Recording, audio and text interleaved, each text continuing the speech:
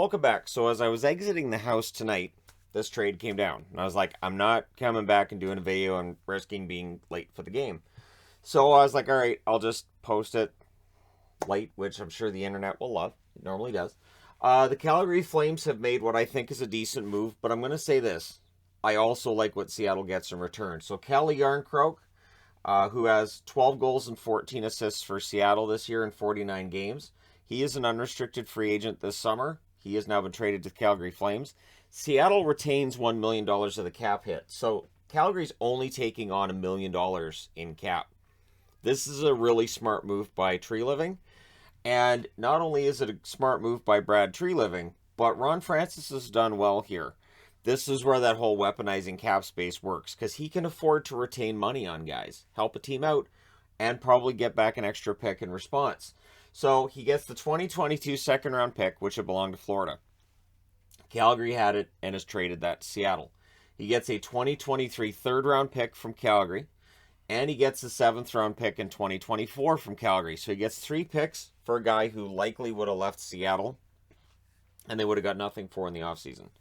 So I like this deal for both teams. I do think Jarnkrok adds some depth to Calgary. It's interesting, too, because then Brett Ritchie gets his first goal of the season tonight, right?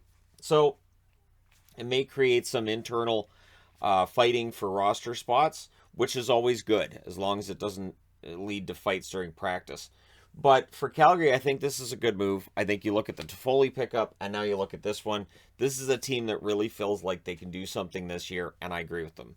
I think if there's a Canadian team that might very well be capable of ending the decades and decades of not having a Stanley Cup champion in Canada, why not Calgary? Toronto's in there, and for all the flack that Toronto gets, absolutely they could end up going on a run. But I really like what Calgary's done. I like adding Jarnkrok. I like adding Toffoli.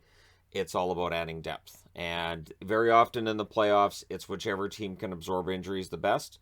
Calgary's doing a good job of making sure they don't have to worry about losing a top 6 forward and then being out of the playoffs as a result. They now have some extra players, and we'll see if that means they're done. I'm going to go out on a limb and say probably not. I think they probably add another body on the blue line. They've got a couple of forwards. They're probably happy at forward. I would not be surprised to see them add somebody on the blue line, and maybe an insurance goaltender, maybe a number 3. Again, a just in case that we look at the time and say, well, I'm not sure why you're doing that. And then in the playoffs, that player that we're pretty sure wasn't necessarily an important pickup becomes an important pickup in said playoffs. So let me know what you guys think in the comment section below. Don't forget to hit like and subscribe if you're browsing your way through the internet and you happen upon this video. And hey, thank you guys so much for watching, for all your support. I will talk to you again soon.